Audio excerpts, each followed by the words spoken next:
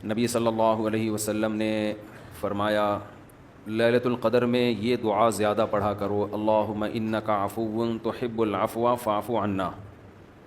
اے اللہ تو معافی کو پسند کرتا ہے، سراپا معافی ہے، بس تو ہمیں معاف کر دے۔ قرآن میں دو جگہ اللہ نے لیلۃ القدر کی فضیلت بیان کی، ایک سورہ دخان میں اور ایک سورہ قدر میں۔ سورہ دخان میں کہا انا انزلناہ فی لیلۃ مبارکہ، ہم نے اس قرآن کو نازل کیا برکت والی رات میں۔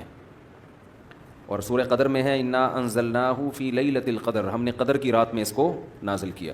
اور دونوں جگہ قرآن میں ہے تنزل الملائکۃ والروح فیہا من کل امر باذن ربہم من کل امر، کہ فرشتے اس رات میں اللہ کے حکم کو لے کر نازل ہوتے ہیں۔ اور سورہ دخان میں کہا فیہا یفرق کل امر حکیم، ہر حکمت والے فیصلے اس رات میں کیے جاتے ہیں۔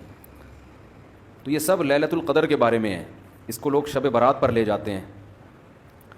اور قرآن میں ہے خیر من الف شہر، 1000 مہینے سے بہتر ہے۔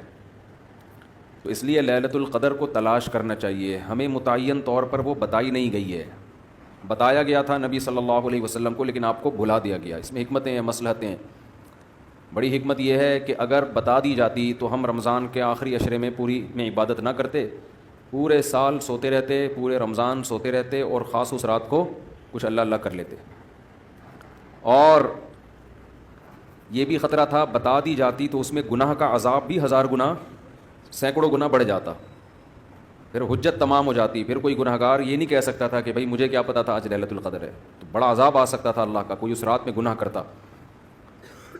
تو اس لیے اللہ کی حکمت نے اس بات کا تقاضا کیا کہ اس رات کو چھپا دیا جائے۔ اب امکانات ہیں، پہلی بات تو رمضان میں ہوگی، اتنی بات تو تقریباً یقینی ہے۔ دوسری بات رمضان کے آخری عشرے میں ہوگی، یہ بھی تقریباً یقینی ہے۔ اب آخری عشرے میں پھر ہمیں یقینی نہیں بتایا کون سی رات، یہ بتا دیا گیا کہ طاق راتوں میں، یعنی 21ویں رات، 23ویں رات، 25ویں، 27ویں اور 29ویں، ان راتوں میں امکان زیادہ ہے۔ اور بعض حضرات کے نزدیک 27ویں میں امکان اور بھی زیادہ ہے، بعض حضرات کا موقف ہے، لیکن یقینی بات نہیں ہے۔ تو طاق راتوں میں یعنی کوشش تو کریں رمضان کے آخری عشرے میں عبادت کریں، ورنہ کم سے کم آخری درجہ کیا ہے کہ رمضان کی طاق راتوں میں خود بھی نماز، تلاوت اور دعا میں دل لگائیں، اور اپنے گھر والوں کو بھی نمازوں اور تلاوت میں لگائیں، دعاؤں کو، بچوں کو بھی لگائیں، اٹھایا کریں رات کو جا کے کہ بیٹا اٹھو، تھوڑا اللہ اللہ کر لو، نماز پڑھ لو، کچھ اللہ سے دعائیں مانگ لو۔ دعا کو بہت فوکس کرنا چاہیے، آج کل دعاؤں کو چھوڑ دیا بالکل۔